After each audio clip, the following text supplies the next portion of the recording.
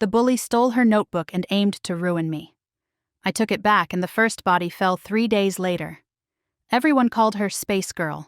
She kept to corners, drew in a cheap blue notebook, and wore thick lenses that made her eyes look distant.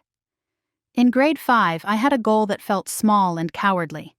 I wanted to fit in with Kira Blake and Dana Cross.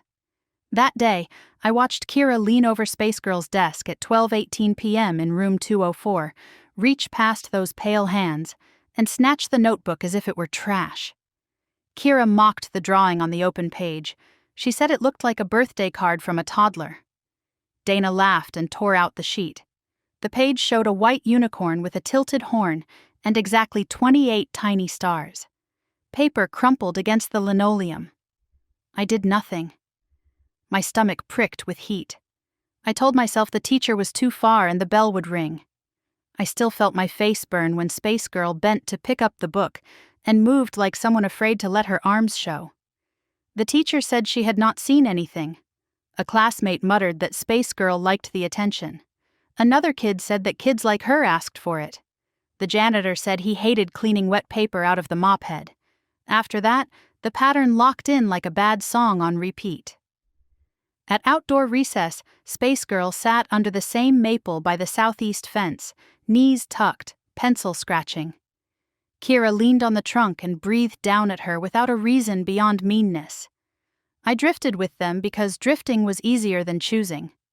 I tracked what mattered to them, which was status points and fast laughs.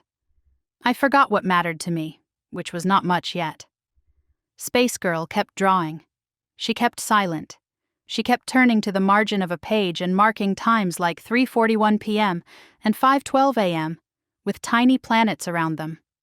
Those lines worked like a metronome in my head. In grade 7, the rumor mill spun hot. A boy named Evan Holt thought Spacegirl had become a reason his house shook at night. Someone said a parent had been seen on her porch. Someone else said there were fights at his place on Alder Street. I heard a friend of a friend say that Evan swore she had ruined his family. I stood in Hall B at 1:07 p.m., 2 days before winter break, and watched a prank break the hallway into noise. The Doyle twins, Ben and Mark, taped a sprig of plastic mistletoe to the steel frame above the door. They dragged Spacegirl behind the left hinge while giggling like they had stolen a test. Evan walked through. They shoved her straight at him. Both hit the floor. A disposable camera popped a bright flash. The boys chanted for a kiss. Spacegirl curled in on her notebook. Evan punched her once, square to the jaw.